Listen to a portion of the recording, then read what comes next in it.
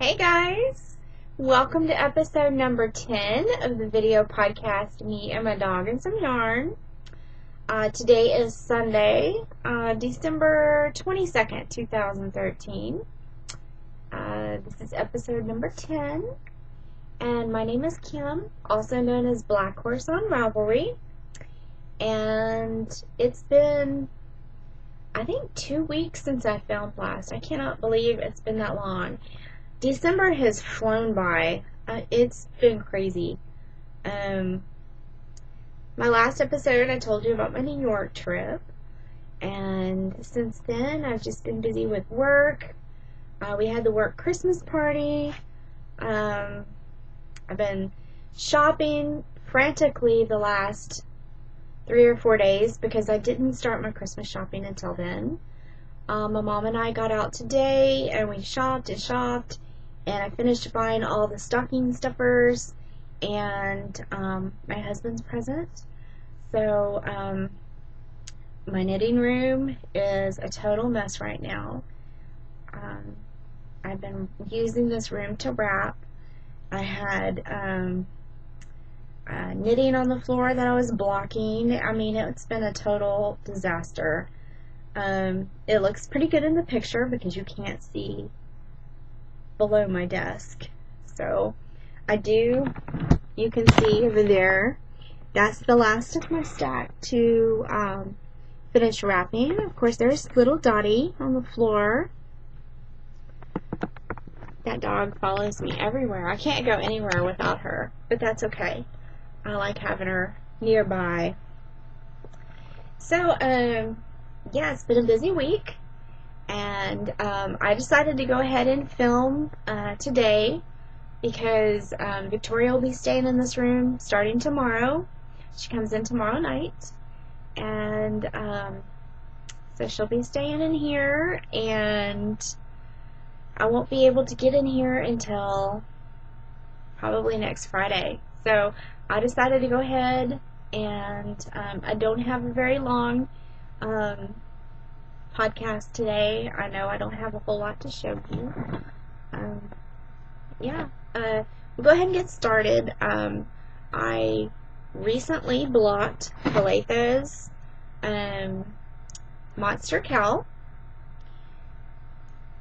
Lucy's getting hairs in my mouth again. It is the Monster Cowl, and I can't remember who the designer is. I think her name is Julia. It's pretty popular on Ravelry, so if you just go on Ravelry and you search for Monster Cowl, you will find this pattern.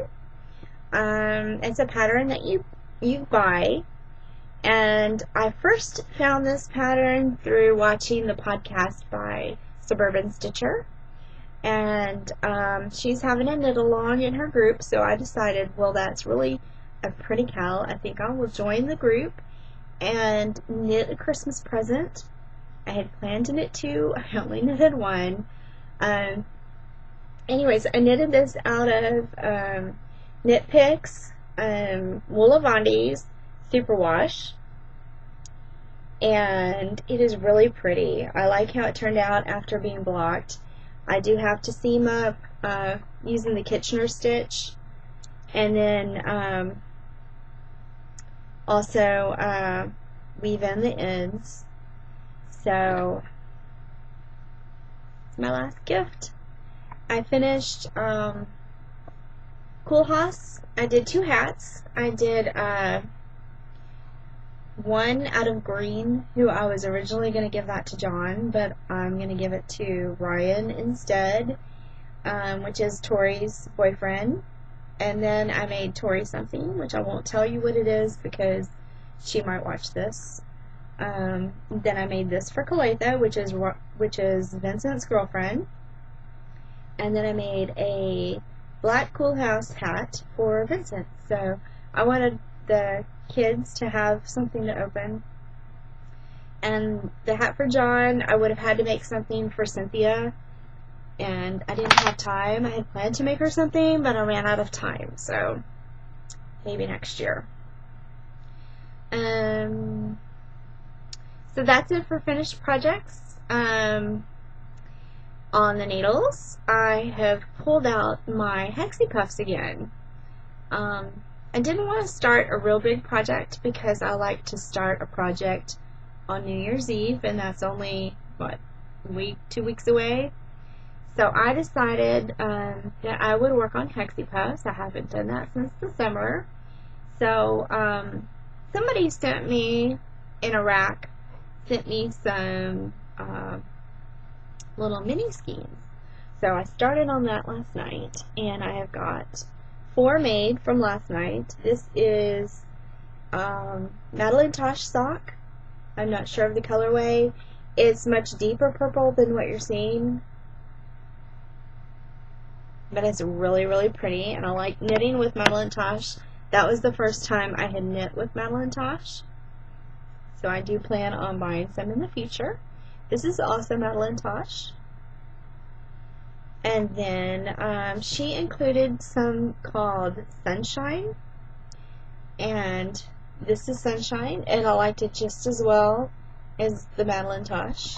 It feels just like Madeline Tosh, so I need to do some research on this Sunshine yarn. So I made 4 last night. Yay, 4. And those baskets up at the top of my cabinet up there, 3 of them have nothing but Hexie Puffs that are finished. So I think I'm pretty close to making a blanket. So come January, I'm gonna, after the trees put away, all the company is gone, I'm going to pull all the Hexie Puffs out, lay them on my dining room table, and see how many I actually have and how many more I need in order to make a good sized blanket. So that's one of the things that I'm working on. So New Year's Eve, I like to sit and knit while I watch TV or Dick Clark or whatever is on. I usually watch Dick Clark. My husband doesn't like to really watch that, but when he goes to bed, I switch it to that. And this year, I will be knitting the Ranch Classic Infinity Shawl, or Stole. And this is a pattern that was given to me on the yarn crawl. And I'm going to make this. I've been dying to knit this since I purchased the yarn on the yarn crawl. It was purchased at Old Oak Ranch, and that's where the pattern comes from. It's Old Oak Ranch, Ranch Classic Peruvian Alpaca, 8 ounces, 660 yards, and the colorway is called Nutmeg. It's really pretty. It is a light brown. It's richer in color than it's showing up on the screen. It's a little washed out. That's more about the color. So it is super soft. Smells good. And I cannot wait to get started on this. I have wanted to knit this since October. It's squishy and yummy. Yeah, this place, Old Oak Ranch, if you're ever in the hill country in Texas, near Wimberley, it's in Wimberley, it's out on this little back road, and as you're driving, you're thinking, or I was thinking, there is no way there's a yarn store out here. I mean, this is farmland and ranches, and there's no way. I mean, I wouldn't picture anybody driving out there to go to a yarn store, but sure enough, they have live alpacas that you can pet if they'll come up to the fence, and I did get to pet one and touch one. He was really cute, but he looked aggravated. I guess there were too many women oohing and awing over him that day. He's cute. So yeah, if you ever are in Texas, go check out this place. So that's my project for New Year's Eve. And I'm wondering if I'm the only person who picks out a project for New Year's Eve. So I'm going to start a thread. I want to know, after the holidays, what project are you going to start? I love to know what everybody's working on. Love to get ideas that way. Anyways, so that's my next project that I'll be working on. And I need to go ahead and give away the bag. This is my bag, but I have one in a brand new one in a package that I am going to give out. And so we had 26 people in our group. So 2 to 26.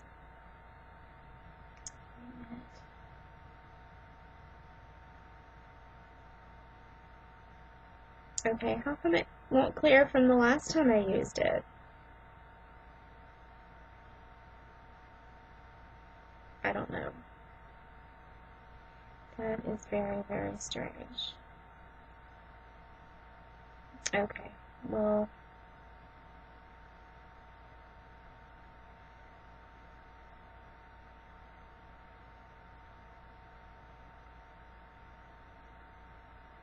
okay, well, maybe let's do it this way. Okay, so 2 to 26. That's not gonna.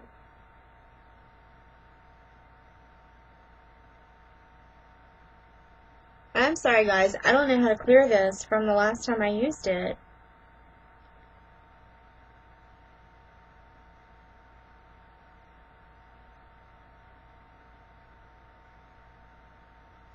This is crazy. Okay, let me just try to override 2 to 26. And for some reason, it already has a number in here. But I'm going to generate it. So, generate it. And it comes up to 18. I don't know why it wouldn't clear the old number, but it is now 18. There we go. So let's see who number 18 is. 18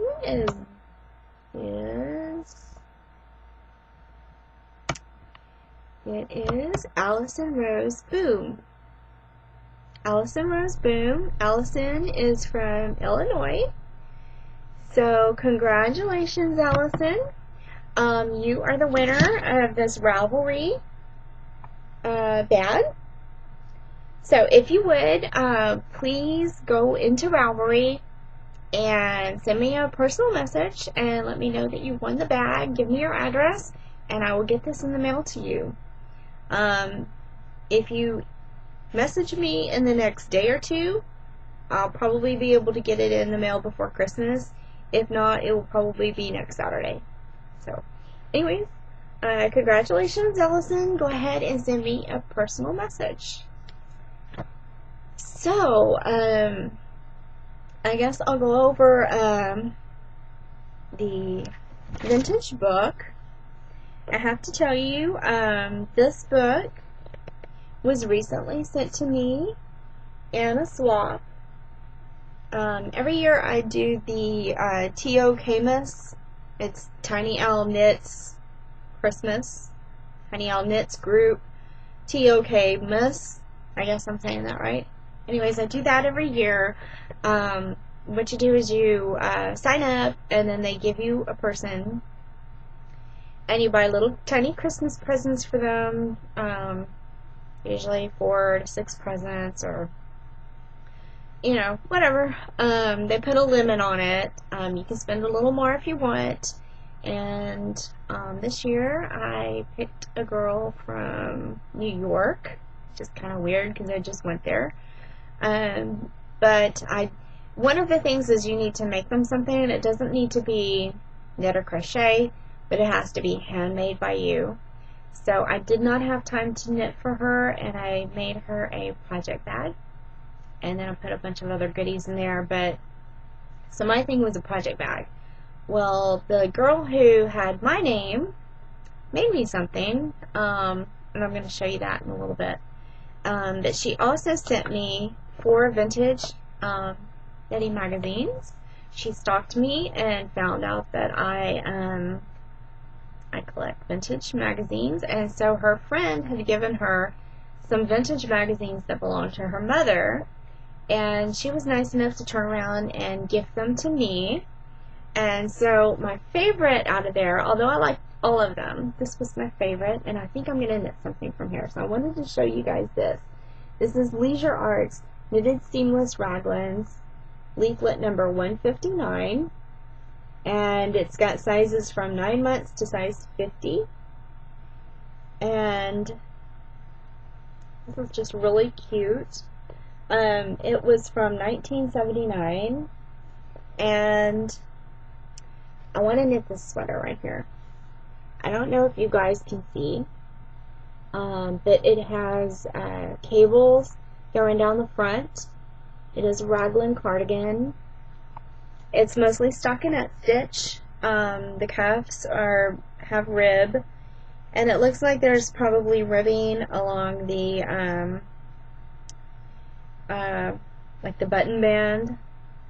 But it is so cute. I love that. And I have a brown sweater that I started about 4 or 5 years ago, and I figured if I haven't touched it in 4 or 5 years, I'm probably never going to touch it, and that's a waste of yarn. So come January, I'm going to frog it, rip it all out. I've never really ripped anything out. I don't know if I have to prepare the yarn, soak it in. I mean, if it's been knitted for a while, I don't know how that's going to knit up later, or if I can just put it in a ball and it'll work itself out from having the little crinks in there. I don't know. If you guys want to tell me if you've ever ripped anything out, how that worked for you, if you had to do anything like soak the yarn. It's wool. It's 100% wool, and the yarn that I'm thinking about is not superwash. I think it is Cascade 220, if I'm not mistaken. But it's a chocolate brown, and I think it would be really cute in this. So that is my plan for next year, to knit this. And the lady who drew my name, her name is Christy. Christy, I don't know if you watch my podcast, but I want to thank you so much for the package you sent me. It was awesome. It was the best swap package I've ever received in the mail, and I want to thank you for sharing your friend's Granny's books and all the goodies that you gave me, but especially what you knitted me. And I'm going to show everybody right now because it's awesome. First of all, I opened this. It is a hat. It is so cute. I probably should have looked up the name of the pattern again before I started filming, but I didn't. It's Sunday night, it's late, and I'm trying to hurry up and film this so I can finish my gift wrapping and then go take a shower and get ready for bed because I have to work tomorrow. So, but anyways, this hat, it is, of course, my bangs. My bangs need to be cut. They're driving me crazy. There we go. That's a little better. But is this not the cutest hat you've ever seen? This, she knitted this holly, and it's pinned on there with a pin so I can take it off, but it is the cutest hat ever. I love it. It's a vintage hat.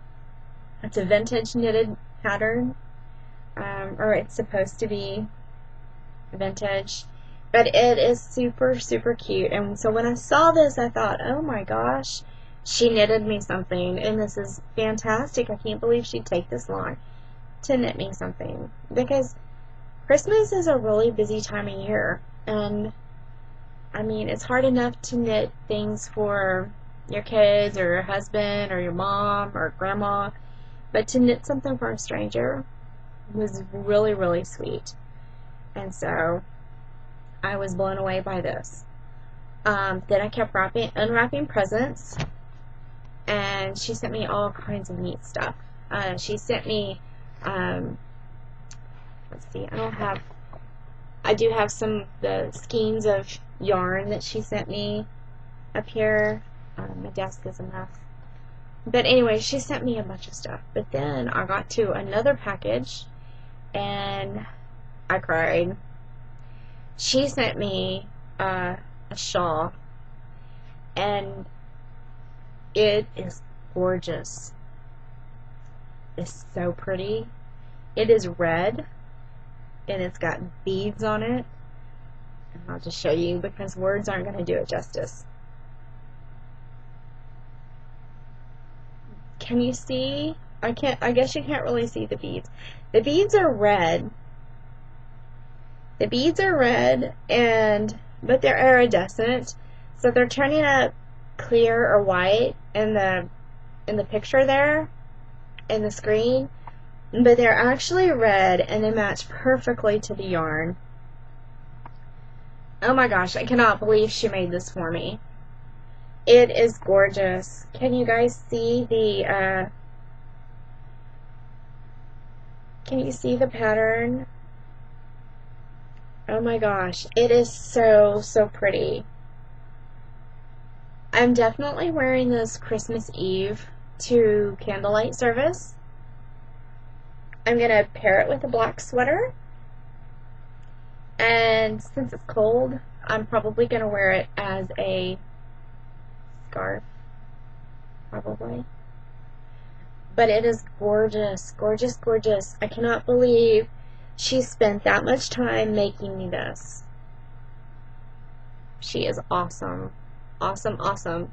Thank you, Christy. Thank you, thank you, thank you for making this for me and for being such a good swap partner. I love this. I'm going to cherish this. I'm going to take very good care of it, and I will wear it with pride. And it is so, so pretty. So pretty. Thank you, thank you. I love it.